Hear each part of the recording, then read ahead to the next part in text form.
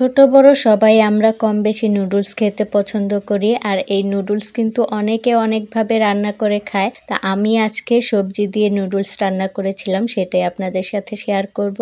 আসসালামু আলাইকুম, আমি অন্তরা। আশা করছি সবাই ভালো আছেন। তো আজকে নুডলস রান্নার জন্য আমি এখানে নুডলস আর অল্প কিছু পাস্তা নিয়েছিলাম সিদ্ধ করে, আর এইগুলো আজকে সবজি দিয়ে রান্না করব। সেজন্য 3 ধরনের সবজি নিয়েছি। এখানে টমেটো, গাজর আর হচ্ছে মটরশুঁটি।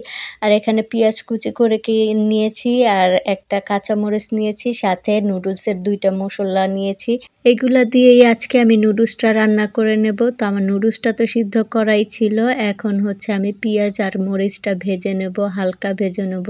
পেঁয়াজ ভাজা হয়ে গেলেই আমি দিব সবজিগুলো। তো আমি যেই সবজিগুলো নিয়েছি এগুলো কিন্তু অল্প ভাজলেই সিদ্ধ হয়ে যায়, মানে পানি দিতে হয় না, পানি ছাড়াই এগুলো সিদ্ধ হয়ে যাবে। তো সবজিটা সিদ্ধ হওয়ার জন্য একটু ঢাকনা দিয়ে ঢেকে দিলাম। 2-3 মিনিট পরেই আমার সবজিটা সিদ্ধ হয়ে গিয়েছে। এখন দিয়ে দিচ্ছি নুডলসগুলো, সাথে দিব মশলা। নুডলসের যে মশলাটা ছিল ওইগুলোই দিয়ে দিলাম। তো এখন নাড়াচাড়া দিয়ে হালকা ভেজে নেব, বেশি ভাজবো না, বেশি ভাজলে নুডলসটা বেশি সিদ্ধ হয়ে যাবে। তো আমি নাড়াচাড়া দিয়ে ভালো করে ভেজে তারপর হচ্ছে চুলা থেকে নামিয়ে নেব। তো দেখতেই পাচ্ছেন আমার নুডলস রান্নাটা কিন্তু হয়ে আসছে। আমি কিন্তু নুডলসে ডিম দেইনি, দেখতেই পাচ্ছেন আপনারা। এখন হচ্ছে সাজিয়ে নেব, উপর দিক থেকে কিছু ধনেপাতা আর হচ্ছে সিদ্ধ করা ডিম দিয়ে দিলাম। তো নুডলসটাকে এভাবে সাজিয়ে গুছিয়ে বাচ্চাদের সামনে দিলে কিন্তু বাচ্চারা দেখে খুব আনন্দ পায় আর খাওয়ার সময়ও তৃপ্তি করে খায়। তো আমার আজকে এই যে ছেলের জন্য নুডলস রান্না করলাম।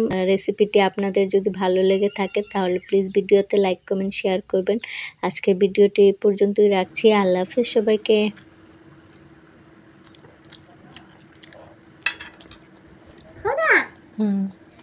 তোমার কাছে কেমন লাগে? আমার কাছে বিড়ি বিড়ি মজা, বেশি মজা। হ্যাঁ। আচ্ছা, তা লাইক দাও একটা।